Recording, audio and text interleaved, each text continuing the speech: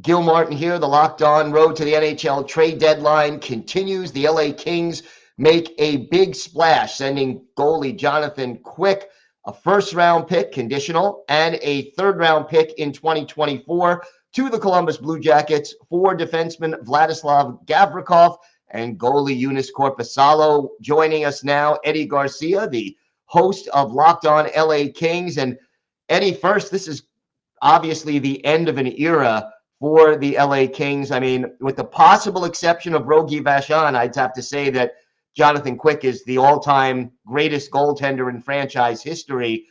What was your reaction when you first heard about this trade? Well, it's interesting. This trade went down pretty late in the night. And, you know, the Kings had played a game against Winnipeg, a thrilling come-from-behind win.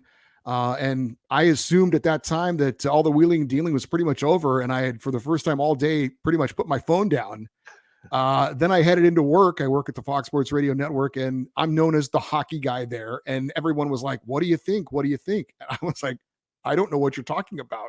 So it was a pretty big surprise when I finally found out what they were talking about. And as you can imagine, based on what you talked about with Jonathan Quick being the all-time best goalie in franchise history, basically putting the Kings on his back for their first ever Stanley Cup in 2012. There's a lot of emotion going on right now with LA Kings fans, and it's very difficult to separate the emotion from what has happened. That said, I think this was an absolute home run by GM Rob Blake. I think he addressed their two biggest needs with one trade. I think that giving up the conditional first rounder and the third rounder was a very reasonable price to pay. Jonathan Quick, if you haven't been following, has not played well at all this year. Matter of fact, he's lost his starting job. He's been the backup. Had a little bit of success lately, but recently had an 8-game losing skid. So from a hockey standpoint, this is an A trade for the LA Kings, in my opinion. But the emotional feelings are very hard for a lot of Kings fans to take out of this. There are some that feel like he wasn't treated fairly, that this isn't the way he should have ended his career. But Gil, as you know, in professional sports, it's very rare for an athlete to end his career the way he would like it to. And teams have to do what they feel is in their best interest, and that's what Rob Blake did.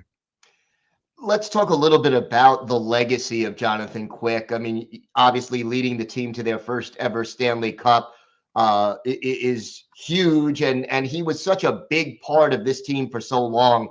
How do you think he will be remembered by Kings fans and by this franchise? Incredibly fondly. He's not a guy who was very outgoing, very reserved, very intense, very competitive. So he didn't talk a lot in the media. He fulfilled his obligations, and that was pretty much all he wanted to do. He just wanted to play hockey. But he was still a great guy in the community, was very friendly with fans when, there were events that went on with the team.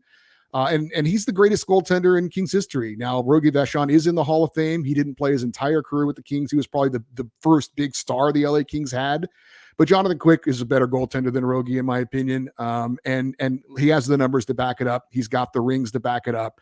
And when you win your first Stanley Cup, and you're one of the main reasons why your team wins that first Stanley Cup after a long time where a lot of Kings fans were unsure if they'd ever see a Stanley Cup, obviously you're going to have a very warm place in the hearts of those fans. And we're seeing that now with the reaction and the backlash. But when it's all said and done, he's going to be back in LA, hopefully sooner rather than later when his career is over. The number 32 will go up into the rafters. He may get a statue outside the arena as well, as Dustin Brown just did. So he'll be remembered very, very fondly by Kings fans. I'm assuming that Joonas Korpisalo steps into the backup goalie role. I think there may be an open competition for the final 20 games between him and Phoenix Copley.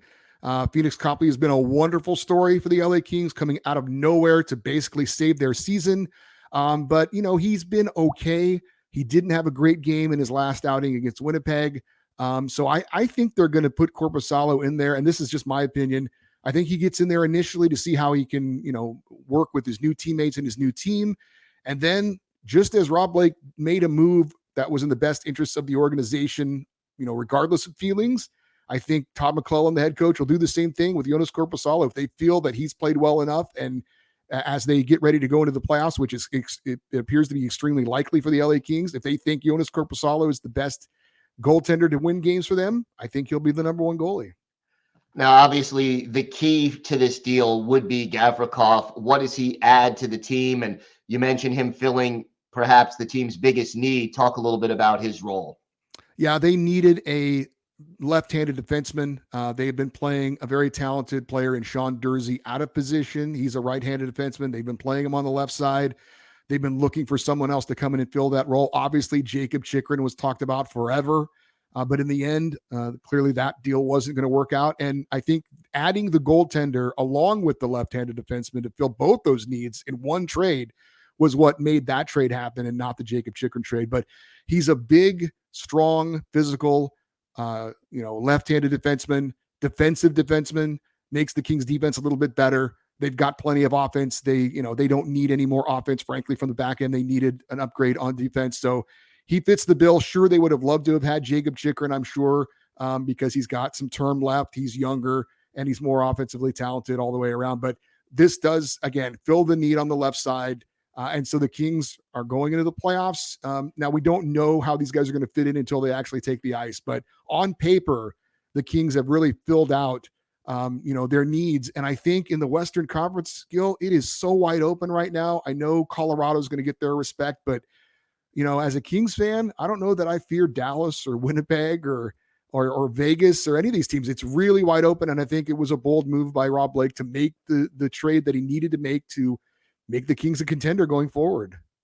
Yeah, it's going to be very interesting to see how this team gels down the stretch, and the playoffs, as you said, in the West especially, are wide open. Be sure to check out Locked On LA Kings for more on this deal and all things LA Kings, and keep it dialed into Locked On NHL all along the road to the NHL trade deadline.